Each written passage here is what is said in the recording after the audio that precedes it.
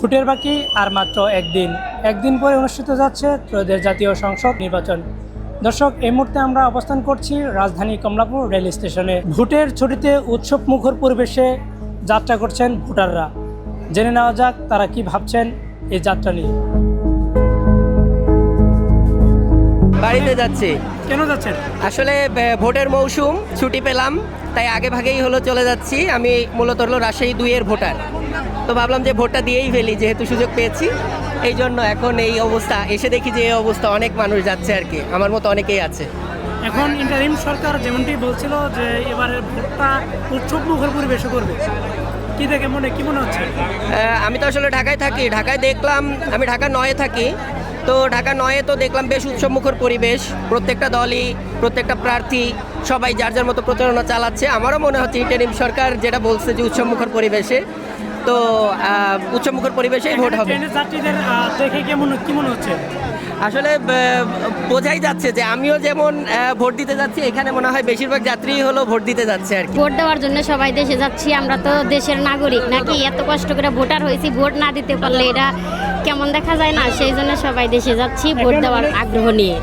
অনেকে দেখলাম যে জানলা দিয়ে উঠছে। আমরাও তো জানালা দিয়ে উঠছি, কত কষ্ট করে যে উঠলাম, জীবনের ইতিহাস।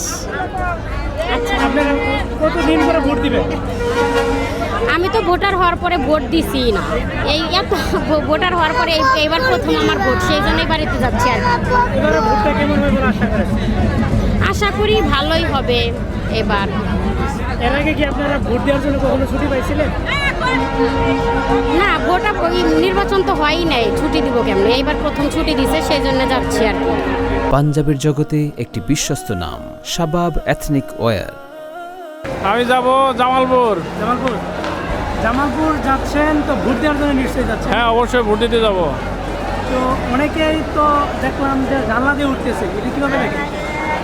আসলে জানলাতে ওঠাটা ঠিক না, তবে অনেক লোকের ঢল বাড়ি যাবে, অনেক ভিড়ের কারণে দেখা যাচ্ছে গেট দিয়ে উঠলে পরে গাড়িটা ছেড়ে যাওয়ার সময় হয়ে যায় প্রায়, আর মাঝখানে তার একটা লোক বসা আছে আগে থেকেই, সার্কেও যেতে পারে না, বাধ্য এসে জানলাতে উঠে গেছে আর কি। এটা ঠিক না অবশ্যই। আপনাদেরকে ভোট দেওয়ার জন্য 4 দিনের ছুটি দেওয়া হয়েছে? জি, 4 দিন ছুটি দেওয়া হয়েছে।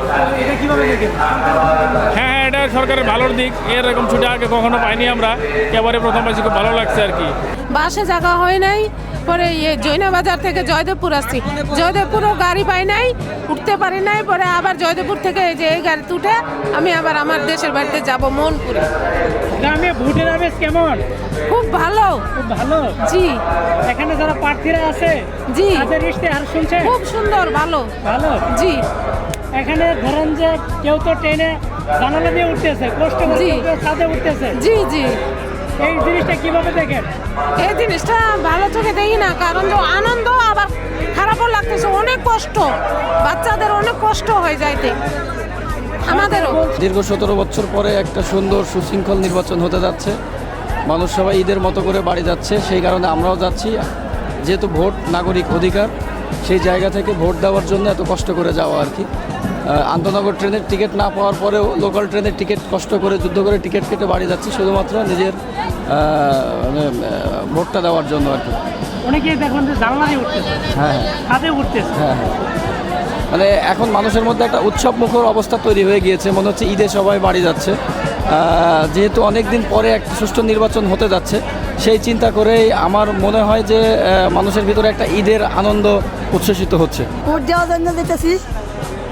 আমরা দেখলাম যে অনেকে জানলা দিয়ে উঠতেছে ভোট দেওয়ার জন্য, বাড়িতে যাবে বলে। বাড়িতে দেখছি, কত কষ্ট করে উঠছি, মারে তুলছি। আপনারা এই যে কষ্ট করে ভোট দিতে যাচ্ছেন, আঙ্গল তো কিছু চাইও না, কিছু পাইও না জীবনও। তাহলে আমরা কষ্ট করে ভোটটা দিতেছি না। হ্যাঁ, আপনারা ভোট দেওয়ার জন্য বাড়িতে যাচ্ছেন? জি। এই নির্বাচনে কেমন নির্বাচন হবে বলে আপনি আশা করেন? ভালোই। ভালো নির্বাচন হবে।